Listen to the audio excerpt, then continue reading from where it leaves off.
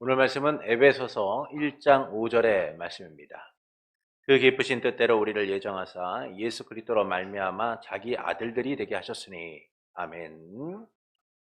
지난주 우리는 칭의에 대한 내용을 함께 나누었습니다. 택함을 받은 자들이 의롭다함을 받는 시점은 성령께서 우리에게 믿음을 주셔서 그리스도를 믿게 하는 때이다라는 것이죠. 그래서 의롭게 된다라는 것은 예수님이 십자가에 죽고 부활하신 때로부터 이루어지는 것이 아니라 그 예수 그리스도께서 십자가에 죽고 부활하신 그 사건이 성령을 통하여 우리 가운데 적용되게 될 때 우리는 비로소 칭의를 누리게 되는 거예요. 그래서 구원과 칭의는 삼위일체 하나님의 사역이다라는 겁니다. 둘째는 칭의를 받은 후에 성도가 칭의의 상태에서 전락되지는 않지만 하나님의 노를 사 징계를 받지 않기 위해서 우리는 범한 죄에 대한 진심 어린 회개와 고백이 있어야 된다. 그래서 하나님께 지속적인 용서를 구해야 된다라는 거예요. 그러니까 우리가 의롭게 되었지만 여전히 우리 안에는 부패함이 있기 때문에 하나님의 말씀보다는 우리의 욕심과 우리의 정욕을 따라 행할 때가 있죠. 그래서 하나님의 부성적 진노 가운데 있다라는 겁니다.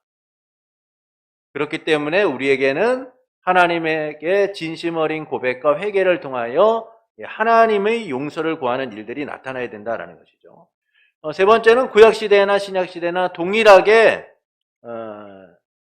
오직 믿음으로 말미암아 구원에 이른다라는 사실을 우리에게 알려주고 있습니다. 그래서 이 믿음은 하나님이 주신 것이다라는 거예요. 자, 오늘은 칭의 다음에 우리가 하나님의 자녀가 되었다라는 사실을 좀 함께 나누고자 합니다.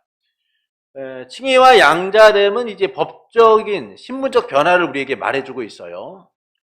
칭의를 통해 성도는 양자가 됩니다. 하나님의 자녀, 아들들이 되는 건데 이 아들들이 됨을 통하여 우리가 무엇을 누리냐 하면 그 자녀로서의 특권과 자유를 누리게 된다는 거예요. 자녀로서의 특권과 자유를 누리게 됩니다. 그러니까 이 칭의는 마치 우리가 호적의 이름이 올라가는 것 같아요. 호적의 이름이 올라가는 것 같은데 양자 된다는 건 뭐냐 하면 그 호적에 올라간 자녀들이 실질적으로 그 부모 안에서 자녀로서의 권리와 의무와 책임을 누리고 살아가는 거예요. 그러니까 우리가 쉽게 입양을 한다 그러면은 법적으로 나의 자녀로서 쓰게 되죠. 입양에 대한 내용들을 씁니다. 그래서 법적으로 입양이 딱 이루어지게 되면 우리 호적에 올라가요.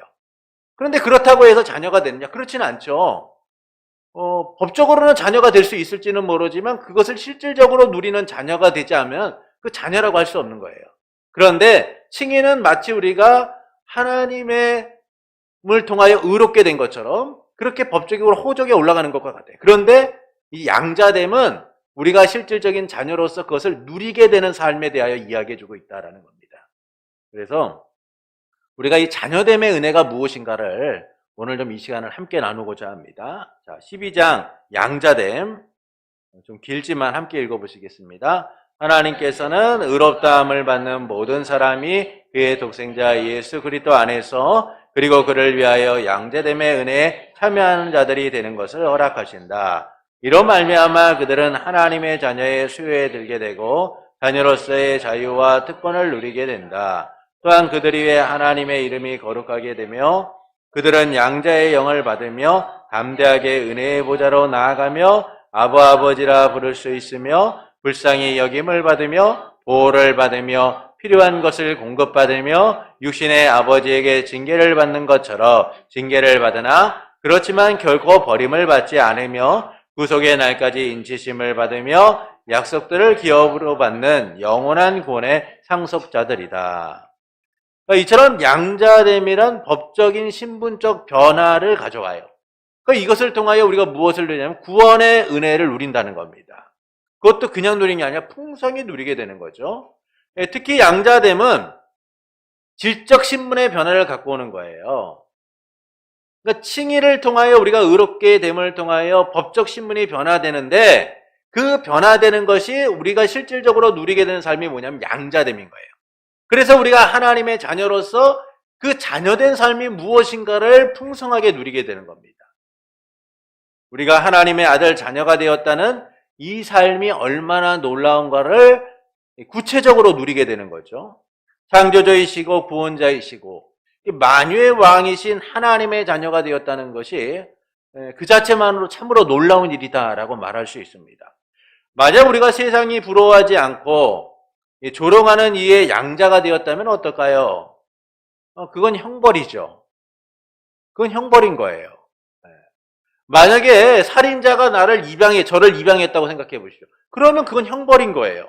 평생도록 세상의 조롱거리가 되는 겁니다. 야, 누구 자식인 줄 알아? 세상에 그 아버지가 무슨 일을 했는지 알아? 그런데 저를 누가 입양을 했어요? 하나님이 입양하신 거예요. 창조주이시며 주권자이시며 구속주이신 만유의 왕이신 하나님이 저를 입양하셔서 저는 이 세상에서 왕 노릇하는 삶을 살아가고 왕 같은 제사장의 삶을 살아가는 하나님의 아들로서 불려지게 되는 거죠. 세상에 안 부르지만 하나님은 우리를 그렇게 부르시는 거예요. 그리고 우리는 그 믿음 속에 살아가고 있는 거죠. 그러면 이게 얼마나 큰 일입니까? 그런데 그분이 하나님이시라는 이 충격적이고 놀라운 일에 대하여서 우리는 잘 누리지 못해요. 단순히 아들이 되었다는 게 아니에요.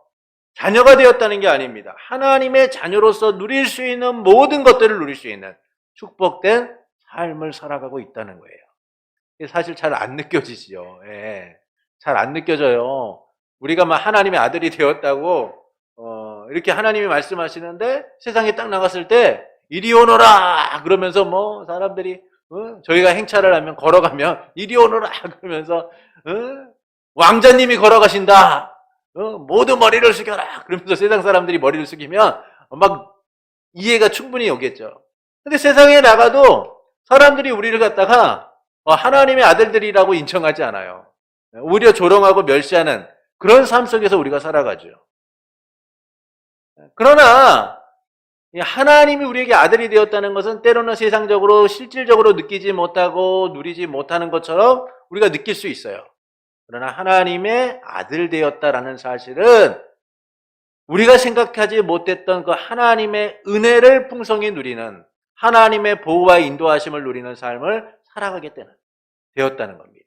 보이지는 않지만 그 보이지 않는 가운데서 우리 인생의 뒤편에서 우리의 삶의 곳곳에서 역사하시는 그 아빠 아버지 되신 하나님의 은혜를 누리고 살아가고 있다는 것이죠. 우리의 삶에는 그것이 잘 느껴지지 않지만 하나님이 그것을 증명하시는 거예요. 하나님이 그것을 우리가 깨닫도록 만드시는 겁니다.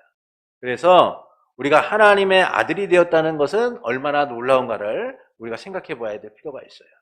그러니까 요나단에게는 무비보셋이라는 아들이 있었습니다. 근데 이 사울의 가문이 블레셋과의 전쟁에서 다들 죽게 되죠.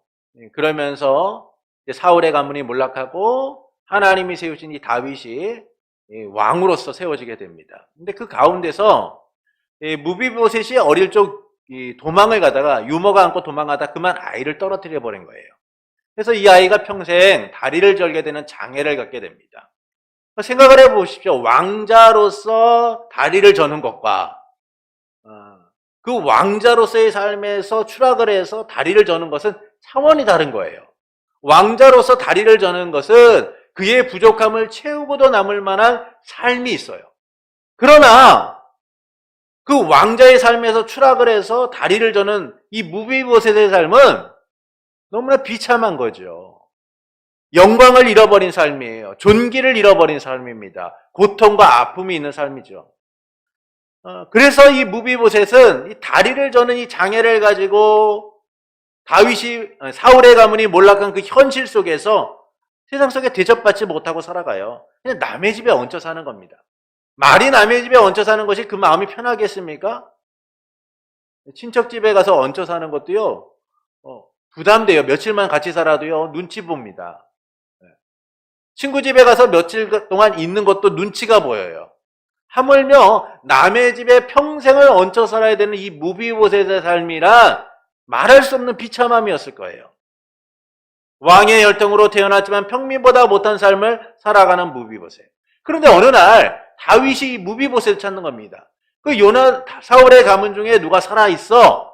요나단의 아들 무비보셋이 살아있습니다. 이 이야기를 들은 다윗이 요나단을 생각해서 이 무비보셋을 부릅니다. 무비보셋은 왕인 다윗 앞에 나갈 때에 두렵고 떨렸어요.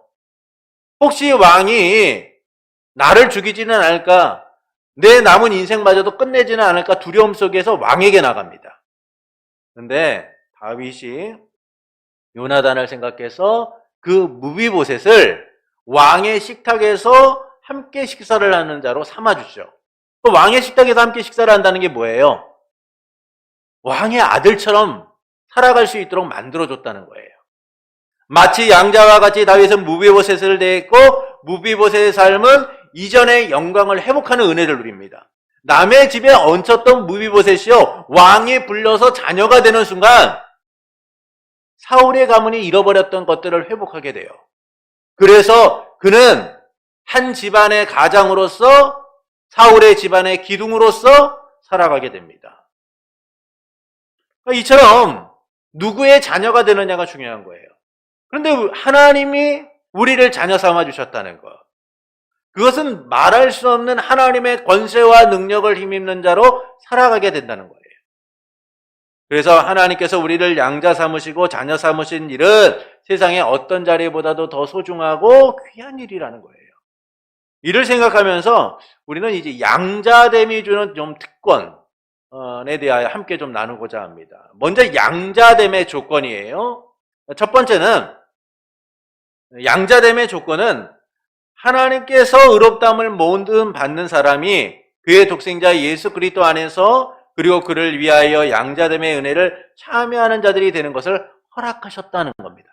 양자됨의 조건이 뭐냐면 예수 그리스도로 말미암아 아들이 되게 하셨다는 거예요.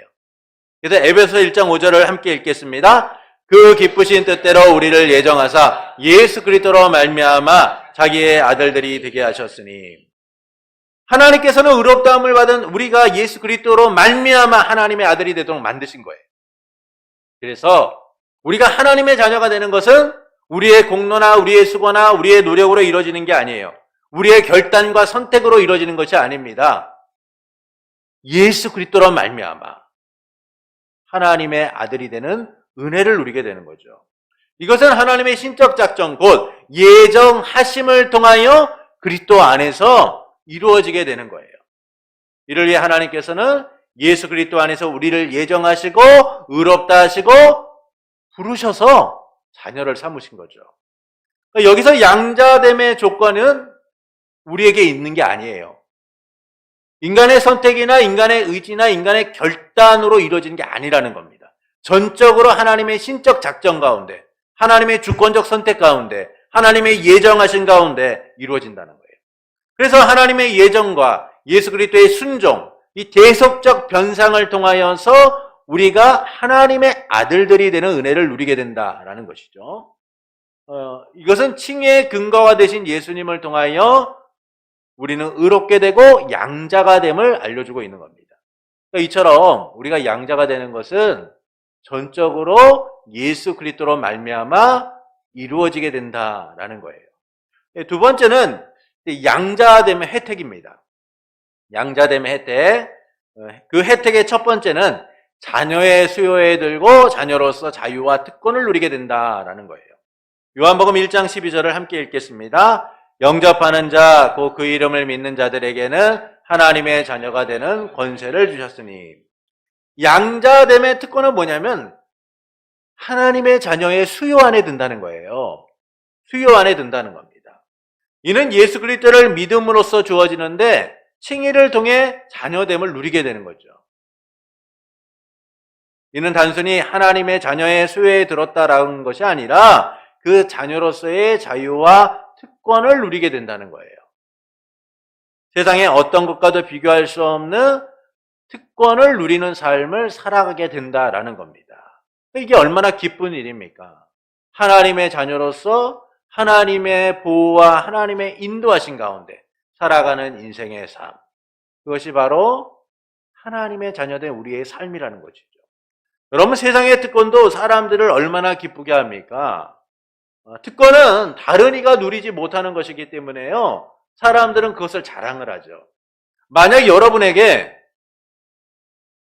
어떤 특권이 주어진다고 생각해 보십시오. 아이들에게 롯데월드를 평생 다닐 수 있는 특권이 주어진다고 생각해 보세요. 우리에게 어떤 호텔의 음식을, 뷔페를 평생 다닐 수 있는 특권이 주어진다고 생각해 보십시오. 백화점의 VIP 그 룸 같은 데를 자유롭게 다닐 수 있는 특권이 주어진다고 생각해 보십시오. 우리가 어떻겠습니까? 아마 입이 근질근질할 거예요. 나 이런 특권이 있는데 자랑할 겁니다. 그러면 사람들이 뭐라고 할까요? 와, 놀라겠죠. 안 놀라면 이상한 거예요. 놀랄 거예요. 와, 아니 그걸 어떻게 얻었어? 아, 이거 말도 막 그거 뭐 내가 갖고 싶어 가진 게 아니라 아이 뭐 누가 그냥 나보다 쓰라 그러대? 우리는 별거 대수롭지 않은 것처럼 그걸 자랑을 하고 그렇게 할 겁니다. 여러분, 이게 특권을 갖고 있는 사람들의 모습인 거예요.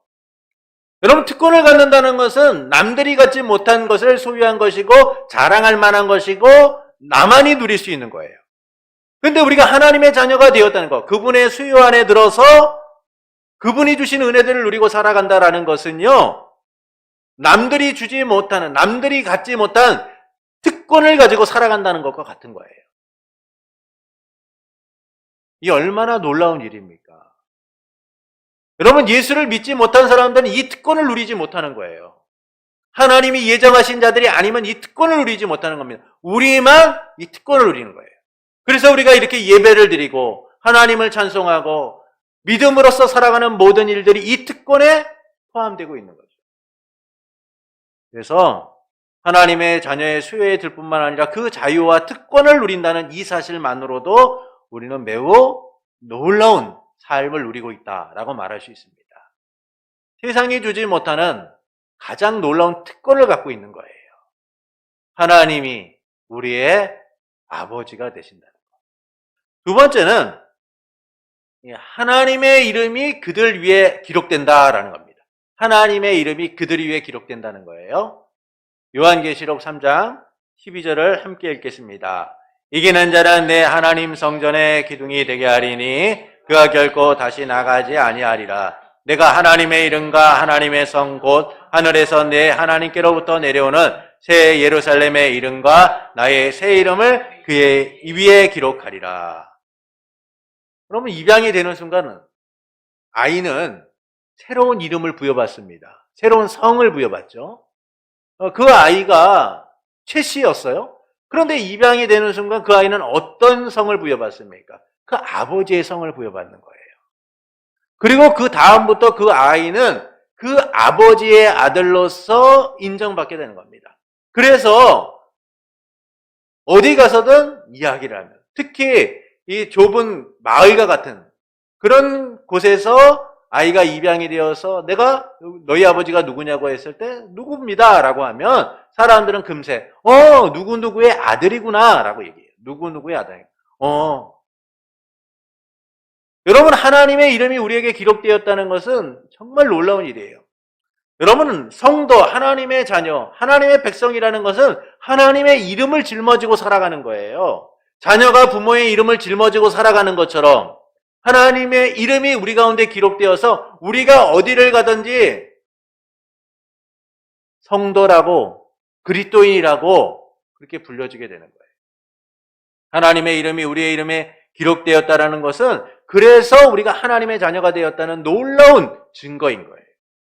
여러분, 세상이 우리를 어떻게 부릅니까? 그리스도인이라고, 기독교인이라고 부르잖아요. 여러분, 그 이름들이 갖고 있는 가장 놀라운 핵심은 우리가 하나님의 이름을 짊어진 자로서 살아가고 있다는 거예요. 그래서 여러분, 자녀가 잘못하면 누가 욕을 얻어먹어요? 부모가 욕 얻어먹는 거예요. 그 부모 누구야? 애 교육을 어떻게 시킨 거야?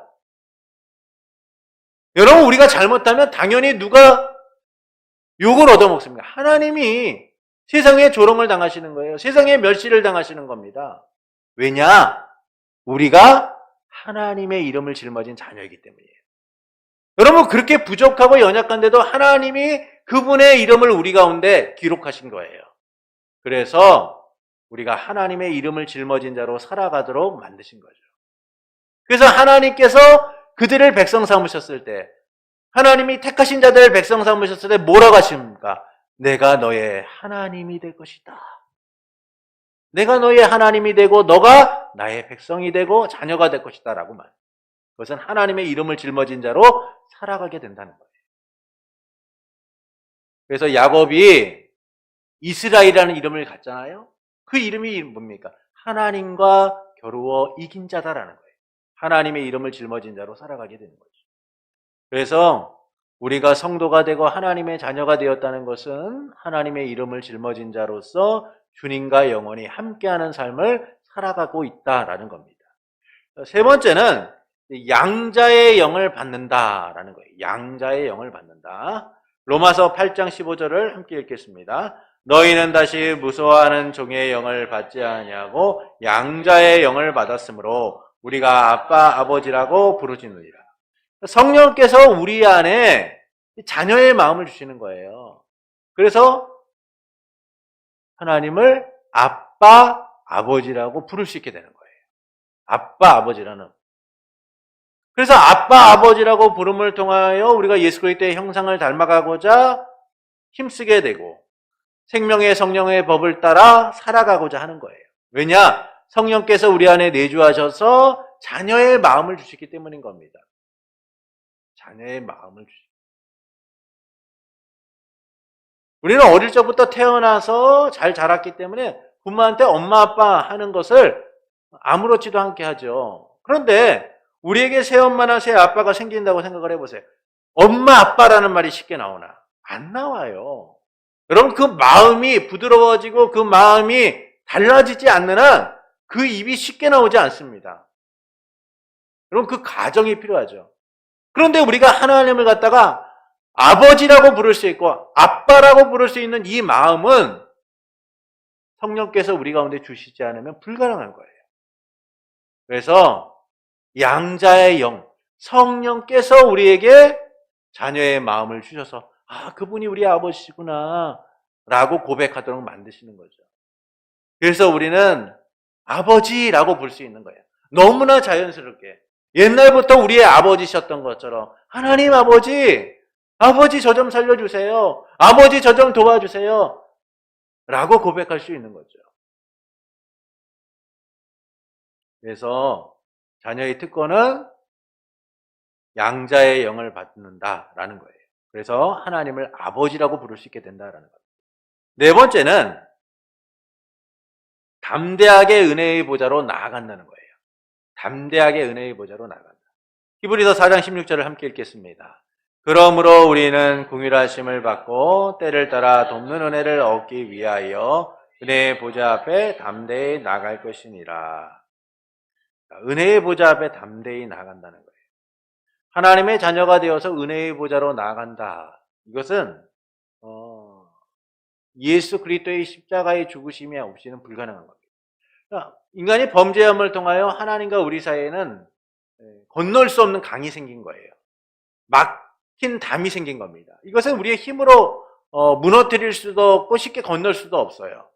그런데 예수 그리스도께서 우리를 위하여 화목제물이 되심을 통하여 우리를 위하여 우리의 죄를 짊어진 하나님의 어린 양이 되심을 통하여 우리는 비로소 하나님 앞에 나아갈 수 있는 길이 된 거예요. 그래서 예수 그리스도를 통하여 우리가 양자되음을 통하여 우리는 언제나 하나님 앞에 나아가 하나님의 은혜를 누리는 삶이 되는 거예요. 하나님의 은혜를. 여러분 아이들이요 부모에게 얼마나 쉽게 달려옵니까? 아빠가 앉아있거나 엄마가 앉아있으면 그냥 달려와가지고 엉덩이부터 내밀죠. 엉덩이부터 내밀고 바로 앉아버려요. 엄마 아빠가 너 왜 그래? 그래도 그냥 밀고 들어오는 거예요. 아이들이 그래요. 여러분 그게 바로 자녀가 부모에게 할 수 있는 특권인 거예요. 만약에 우리가 알지 못하는 어떤 애가 엉덩이부터 밀고 들어온다 그러면 우리 안에 기쁨이 있겠습니까? 약간 거부감이. 얘 뭔데? 얘 누군데? 이러죠. 하나님의 자녀가 된다라는 것은 언제나 하나님 앞에 담대하게 나갈 수 있는 거예요. 하나님이 나를 혼내지면 않을까? 내가 만약에 하나님께 나아갔을 때 하나님이 나를 판단하셔서 나의 죄를 열거하셔서 너 죄가 이렇게 많으니까 너 내 앞에 나올 수 없어. 너 가만두지 않겠어. 하나님이 내게 이렇게 책망하시면 어떡하지? 그런 두려움을 가지고 나가는 게 아니라는 거예요. 언제나 하나님은 자비로우시고 긍휼이 많으시고 인자가 많으셔서 나와 같은 죄인을 품으시고 사랑해 주시고 아껴 주시고 감싸 주시고 보살펴 주실 것이라는 그 확신 속에서 나가는 거예요. 그래서 은혜의 보좌로 나가는 거죠. 담대히 하나님 앞에 나가는 거예요. 두려움과 공포와 절망과 안타까움 속에 나가는 게 아니에요. 떨며 나가는 게 아닙니다. 기쁨 가운데, 감사 가운데 그냥 나가는 거예요. 자녀가 부모에게 달려나가는 것을 아무렇지도 않게 여기다. 우리도 주님께 은혜의 보좌로 나가게 되는 거예요. 그것이 바로 자녀됨의 특권인 거예요. 자녀됨의 특권. 우리가 이렇게 나와서 예배하는 이 일들이요, 우리가 보기에는 너무나 쉬운 일이에요. 그렇지 않습니까? 너무나 쉽죠. 우리는 이게 당연해요. 그러나 세상 사람들이 이 자리에 나오는 일이 얼마나 어려운 일인지 아십니까? 맛있는 거 사주고 좋은 얘기 해주고 교회 한번 가자 그래도 절대 안 나와요. 절대 안 나옵니다. 나오라 그러면 그거는 그렇고 라고 이야기를 돌리죠. 내가 나중에 시간 되면 갈게. 이런 얘기들을 해요. 왜 그러냐? 그들에게는요, 자녀됨이라는 그것이 무엇인지를 모르기 때문이에요. 하나님 앞에 나온다는 것이요, 너무나 껄끄럽고 부담되는 일이에요. 그러나 우리는 어떻습니까? 너무나 자연스러워요. 왜냐? 우리는 하나님의 자녀이기 때문이에요. 그래서 공포와 두려움이 아닌 기쁨과 감격 속에서 은혜의 보좌로 나가 하나님을 찬양하고 예배하고 하나님 앞에 설 수 있는 거예요. 여러분, 구약시대에는 하나님 앞에 나오는 일이요, 불가능했어요. 그래서 제사장들이 백성들의 죄를 짊어지고 번제를 드려서 임시적으로 그들이 하나님 앞에 나와 예배할 수 있도록 했죠. 그러나 그들은 매번 이 번거롭고 힘든 일을 했어야만 했어요. 자신의 죄를 끊임없이 하나님 앞에 회개하지 않으면, 번제를 통하여서, 속죄제를 통하여서 이 문제를 해결하지 않으면 안 되는 그런 힘든 삶이었어요. 그러나 우리는 어떻습니까? 너무나 자연스럽게 나오잖아요. 너무나 자연스럽게 나오죠. 이렇게 되기까지 우리 주 예수 그리스도께서 우리를 위하여 십자가에 죽으시고 부활하심을 통하여 하나님과 우리의 맡긴담을 하신 거예요. 언제나 주님 앞에 나와 고백하고 언제나 주님 앞에 나와 은혜를 누릴 수 있는 삶을 허락해 주신 겁니다. 이것이 바로 자녀됨의 특권인 거죠. 다섯 번째는 아빠, 아버지라 부른다라는 거예요. 아까 양자의 영을 받았다라고 얘기했죠. 그 양자의 영을 받음을 통해 우리 가운데 나타나는 일이 뭐냐? 아빠, 아버지라고 부른다는 거예요. 갈라디아서 4장 6절을 함께 읽겠습니다. 너희가 아들이므로 하나님이 그 아들의 영을 우리 마음 가운데 보내사 아빠, 아버지라 부르게 하셨느니라. 하나님의 자녀가 되는 순간 우리는 하나님을 아빠, 아버지라고 불러요. 너무나 당연하게 아버지라고 얘기하죠. 아빠라고 얘기해요. 이는 법적인 신분만의 변화가 아니라 법적 신분의 변화만이 아니라 실질적 삶의 변화가 나타나게 되었다는 거예요. 실질적 삶의 변화. 실질적 삶의 변화. 여러분 예전에 조선시대에 보면은 아버지가 양반인 반면에 어머니가 첩이거나 종인 경우에는요, 아버지를 아버지라고 부를 수가 없었어요. 대감이라고 불러야 돼요. 대감. 아버지가 야, 그래도 아버지라고 불러. 이러지 않는 한 아버지라고 부를 수가 없었어요. 그래서 우리가 잘 아는 홍길동전에 보면 홍길동이가 그러잖아요. 아버지를 아버지라 부르지 못하고 형을 형이라 부르지 못하니. 이게 얼마나 불쌍한 인생입니까? 자녀되었지만 자녀됨을 누리지 못하는 거예요. 그러나 하나님은 우리에게 양자의 영을 허락하셔서 아버지라고 부를 수 있는 삶을 주신 거예요. 아버지라고 언제나 부를 수 있는 삶. 만약에 제가 저희 아버지를 아버지라고 부르지 못하거나 또는 저희 자녀들이 제게 아버지라고 부르지 못한다면 아마 그 마음은 되게 무거울 거예요. 너무나 힘들 겁니다. 남들은 자연스럽게 아빠, 아버지라고 부르는데 나의 자녀나 또는 제가 그렇게 부르지 못하는 삶을 살아가고 있다면 그건 자녀로서 살아가고는 있지만 마음 한편에 마치 구멍이 뚫린 것처럼 내가 정말 자녀가 맞나? 라는 생각이 들 거예요. 근데 하나님은 우리에게요, 양자됨을 허락하실 뿐만 아니라 언제나 그분을 당연하게 아빠, 아버지라고 부르도록 만드셨다는 거예요. 그럼 그분이 누구십니까? 만유의 주이시며 만왕의 왕이신 분이에요. 감히 우리로서는 고개조차 들 수 없는, 우리로서는 그 이름조차도 부를 수 없는 그분이 우리의 아빠, 아버지죠.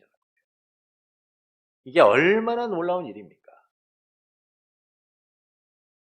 구약시대 때는 하나님을 아버지라고 잘 부르지 못했죠. 여러분, 구약시대 때 이제 서기관들, 성경을 필사하는 사람들이 있었습니다. 그 사람들은 성경을 필사할 때 하나님이라는 이름이 나오잖아요. 그러면 가서 목욕을 재개하고 또 옷을 새롭게 갈아입고 와가지고 하나님 이름 한번 쓰는 거예요. 그리고 또 하나님 나오면은 또 그렇게 해야 돼요. 왜냐하면 하나님의 이름을 부른다는 것, 그 이름을 쓴다라는 것 자체가요, 너무나 존엄한 일이기 때문이에요. 너무나 두렵고 떨리는 일이기 때문입니다. 그런데 우리는 하나님을 얼마나 자연스럽게 부릅니까? 아빠, 아버지, 하나님. 이것이 바로 자녀된 우리의 특권이라는 것이죠. 자, 여섯 번째, 그런 우리가 아버지의 사랑 안에 있다라는 거예요. 아버지의 사랑 안에 있다. 불쌍히 여김을 받으며 보호를 받으며 필요한 것을 공급받으며 육신의 아버지에게 징계를 받는 것처럼 징계를 받는다라는 것이죠. 시편 103편 13절을 함께 읽어보시겠습니다. 시편 103편 13절입니다. 아버지가 자식을 긍휼히 여긴같이 여호와께서는 자기를 경외하는 자를 긍휼히 여기시나니. 우리가 자녀가 되는 순간 아버지의 부성적 사랑과 긍휼을 누리게 되는 거예요. 자녀를 생각하는 아버지처럼 하나님은 자녀 삼은 우리를 생각하시고 기억하시고 긍휼히 여기신다는 거예요. 그래서 하나님에게 우리는요, 스치듯 지나가는 그런 존재가 아닌 거예요. 하나님이 집중하시는, 하나님이 관심을 가지시는, 하나님이 전부로 여기시는 존재인 거예요. 그래서 하나님이 우리를 뭐라고 말씀하세요? 오늘 설교에서 말씀드린 것처럼 세상이다. 너희가 나의 세상이다라는 거예요. 너희가 나의 세상. 우리가 말하는 이런 세상이 아니라 우리라는 존재, 택하심을 받은 우리가 그 세상이라는 거예요. 하나님의 세상. 그래서 하나님이 이 세상을 위하여 예수 그리스도를 보내시고 예수 그리스도를 통하여 구원하셔서 하나님의 세상 된 우리가 하나님의 아들이 되게 하시고 하나님의 백성이 되게 하시고 하나님의 자녀의 삶을 누리도록 만드셨다는 거죠. 그런 하나님께서 그 부성적 사랑으로, 아버지의 사랑으로 우리를 품으시고 우리를 인도하시고 언제나 우리를 생각하시며 긍휼을 베푸신다라는 거예요. 이 얼마나 축복된 일입니까? 아무도 내게 관심을 갖지 않고 아무도 나를 불쌍히 여기지 않을 때 여전히 따사로운 눈길로 나를 바라보시는 하나님. 언제나 자애로운 눈빛으로 나를 바라보시는 하나님. 그 하나님이 내 인생의 모든 여정 가운데 단 한순간도 잊지 않고 나를 기억하시고 나를 생각하시고 그분의 사랑으로 나를 품어주시고 계시다는 것. 그럼 그것이 바로 하나님이 자녀 삼으신 우리의 삶인 거예요. 또한 하나님께서 우리를 보호하십니다. 여러분, 자녀에게 있어서 부모는 든든한 버팀목인 거예요. 든든한 버팀목입니다. 하나님께서는 자녀 삼은 우리를 끝까지 보호하시죠. 노출된 위험이나 대적으로부터 우리를 보호하여서 안전하게 하시는 거예요. 여러분, 모든 부모는 자녀를 위해 싸웁니다. 그것이 사망의 길이든 그것이 생명을 잃는 길이든 그것이 고통의 길이든 부모는 그런 걸 따지지 않아요. 내 자녀를 위하여 싸울 수 있다면, 내 자녀를 지킬 수 있다면 끝까지 가는 거예요. 그게 여러분 부모잖아요. 하나님이 우리를 보호하신다는 건 그런 거예요. 단 어느 순간도 우리를 놓치지 않고 끝까지 보호하시는 겁니다. 그래서 하나님은 노출된 위험이나 대적으로부터 우리를 보호하셔서 언제나 우리와 함께 하신 거죠. 언제나 우리와 함께 하시고 살피시고 우리를 지키시는 거예요. 졸지도 주무치지도 않고 우리의 안전을 책임지시는 분. 그래서 그 하나님께서 택함을 받은 우리의 삶을 누구도 빼앗을 수 없다라고 말씀하시잖아요. 예수님께서 말씀하죠. 내게 온 자들을 누구도 빼앗을 수 없다. 아버지께서 내게 준 자를 누구도 빼앗을 수 없다라고 말씀하세요. 왜 그렇습니까? 주님이 우리를 보호하고 지키시기 때문이에요. 근데 이 보호라는 것이 어떤 의미가 있냐면 단순히 우리가 영혼이 구원받았다, 삶이 구원받았다 이 정도로 끝나는 게 아니에요. 영혼의 구원에 이르도록 하나님이 끝까지 지키시고 보호하실 뿐만 아니라 우리의 삶 속에서도 그와 같은 하나님의 은혜를 누리도록 만드신다는 거예요. 그래서 우리의 구원은 영혼의 구원, 삶의 구원인 거예요. 그래서 이 구원 속에서 하나님이 어떤 일을 행하시냐 하면 우리의 필요를 공급하시는 거예요. 필요를 공급하십니다. 마태복음 6장 31절부터 32절을 보시겠습니다. 함께 읽으시죠. 그러므로 염려하여 이르시기를 무엇을 먹을까, 무엇을 마실까, 무엇을 입을까 하지 말라. 이는 다 이방인들이 구하는 것이라. 너희 하늘 아버지께서 이 모든 것이 너희에게 있어야 할 줄을 아시느니라. 하나님께서는 우리에게 무엇이 필요한지를 아시는 분이에요. 그럼 부모는 자녀의 필요를 압니다. 우리 자녀가 이제 뭘 필요하겠다라는 사실을 알아요. 그래서 자녀보다 먼저 준비를 하죠. 여러분, 하나님께서 우리의 필요를 아시는 분입니다. 굳이 우리가 얘기하지 않아도 하나님은 우리의 필요를 따라서 역사하세요. 그러나 그 은혜가 우리 가운데 더욱더 구체화되기를 바라며 우리는 뭘 해요? 기도를 하는 거죠. 하나님, 내 인생 가운데 이런 어려움이 있습니다. 이런 필요가, 이런 부족함이 있습니다. 하나님은 우리의 인생 가운데 우리의 부족함을 채워주시는 거예요. 그래서 하나님 뭐라고 말씀하세요? 염려하지 말라는 거예요. 염려하지 말아라. 여러분, 이 염려한다라는 것은 우리가 하나를 바라보는 것이 아니라 여러 가지를 바라보는 거예요. 갈라지는 거예요. 갈라지는 거예요. 우리의 삶의 생각이 갈라지고 우리의 삶의 방식이 갈라지는 거예요. 그래서 여러 길들이 나타나는 거죠. 여러분, 길이 여러 개면 어때요? 어디로 갈까 고민하잖아요. 염려는 그런 거예요. 우리가 하나님을 바라보는 그 한 길에서 여러 가지 길들을 바라보게 되는 거예요. 그러니까 고민하는 거죠. 하나만 보면은 고민할 필요가 없어요. 길이 하나면요, 걱정할 필요가 없어요. 그런데 하나님이 주신 이 한 길을 바라보는 게 아니라 여전히 우리는 세상 가운데 있는 여러 길들을 바라보다 보니까 어디로 가야 할까요? 고민하는 거예요. 침을 뱉어서 쳐가지고 침이 날아가는 방향으로 가야 하는가? 아니면 어떻게 해야 되나? 많은 고민들을 하죠. 그러나 주님은 말씀하시는 거야. 염려하지 말아라. 너희 인생의 길은 하나다.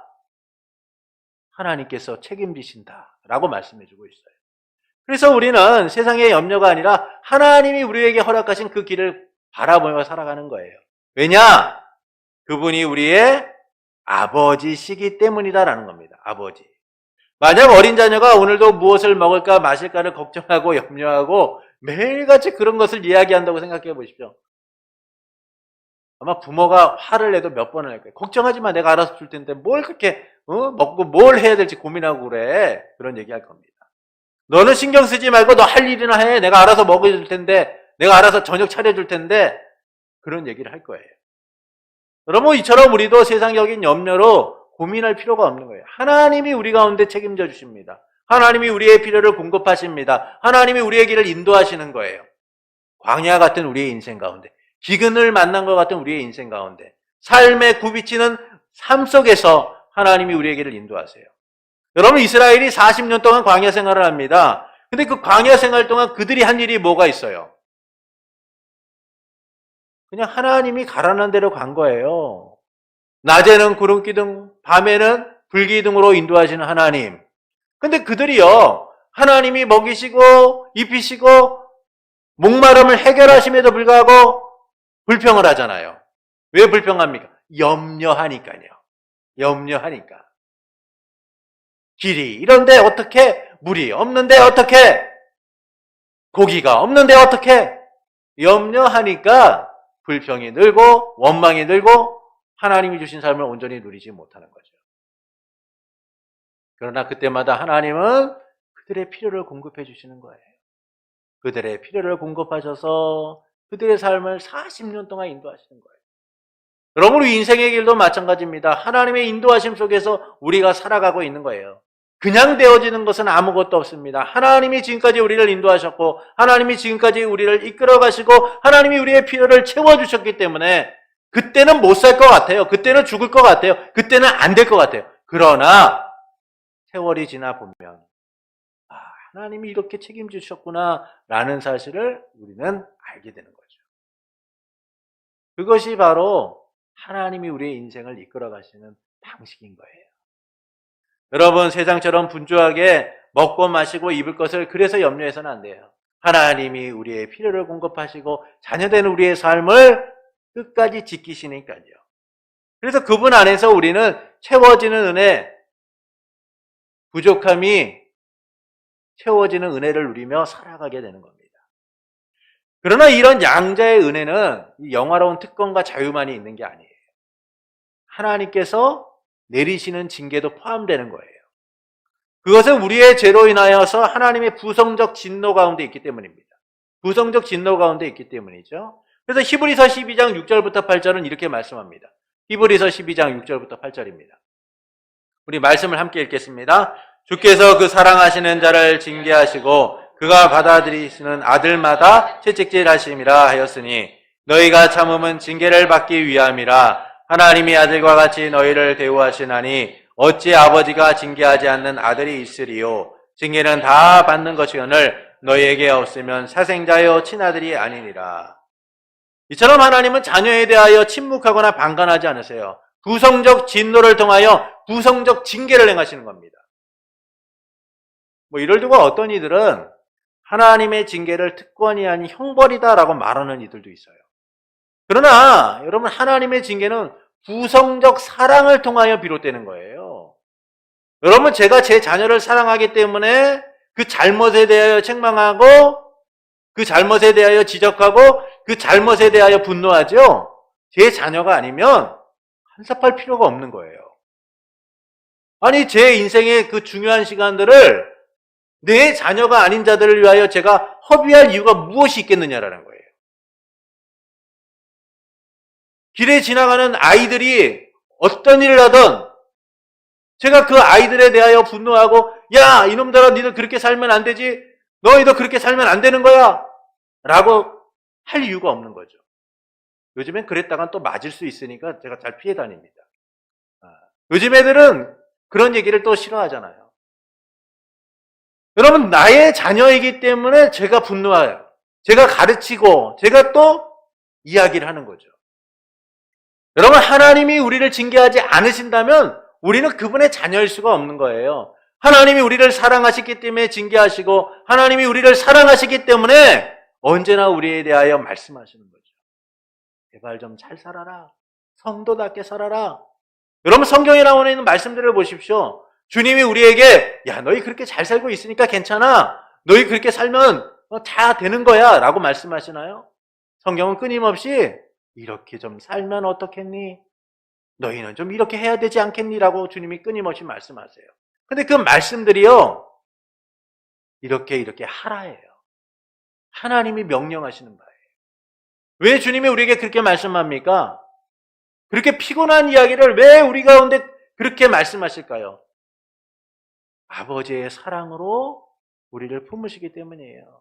여러분, 그 사랑의 절정이 뭔가요? 자기의 독생자 예수 그리스도를 내어주시면서 우리를 자녀 삼으신 거예요. 그래서 주님은 포기하지 않는 겁니다. 그래서 주님은 우리를 외면하지 않는 거예요. 끝까지 지키고자, 끝까지 우리가 바로 서도록 만드시는 거예요.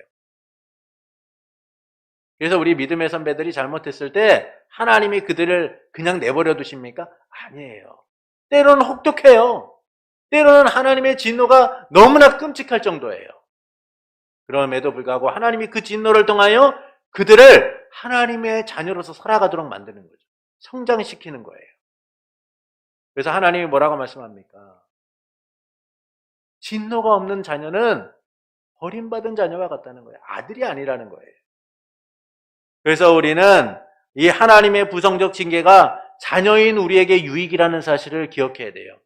내가 하나님의 자녀이기 때문에 하나님의 이런 책망도 받는구나. 내 인생 가운데 내 잘못으로 인하여 이런 진노도 당하고 있구나.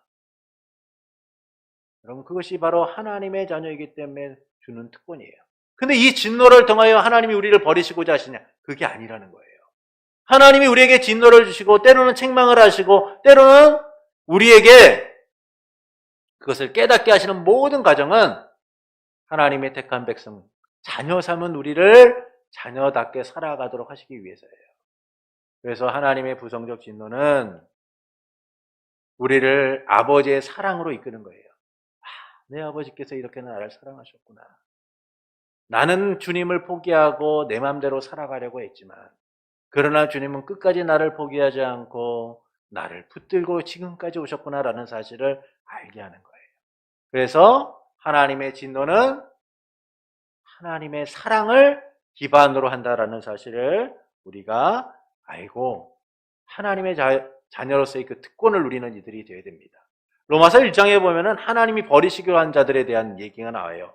우상 숭배하고 하나님의 질서를 파기하고 동성애와 같은 욕망을 따르는 이들에 대하여 하나님이 그들에 대하여 단 한마디를 하세요.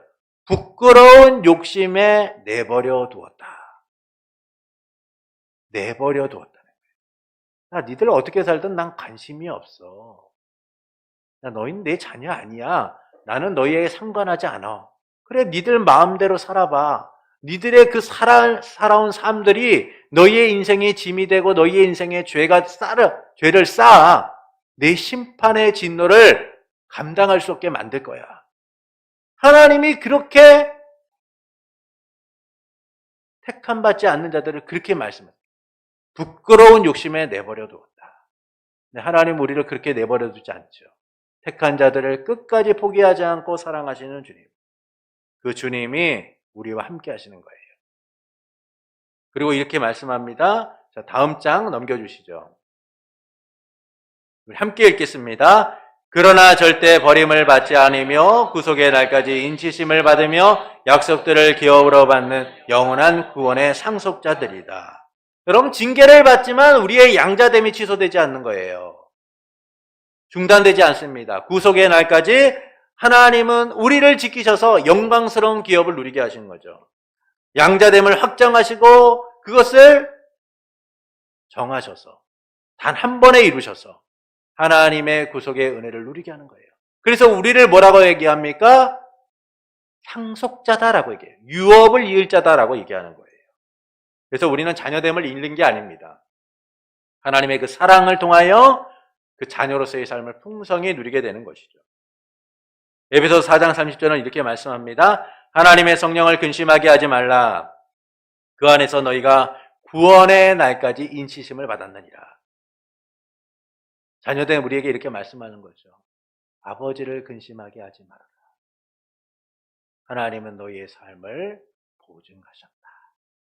베드로전서 1장 4절은 이렇게 말씀합니다. 썩지 않고 더럽지 않고 새하지 아니하는 유업을 잊게 하시나니 곧 너희를 위하여 하늘에 간직하신 것이다. 여러분, 이게 아버지께서 우리를 위하여 준비하신 삶인 거예요. 영원한 삶. 하나님과 영원히 함께하며 하나님이 주신 삶을 누리도록 하신 겁니다. 그래서 양자됨, 이 성도의 삶은 영예로운 삶인 거예요. 명예로운 삶입니다. 존귀한 삶인 거죠.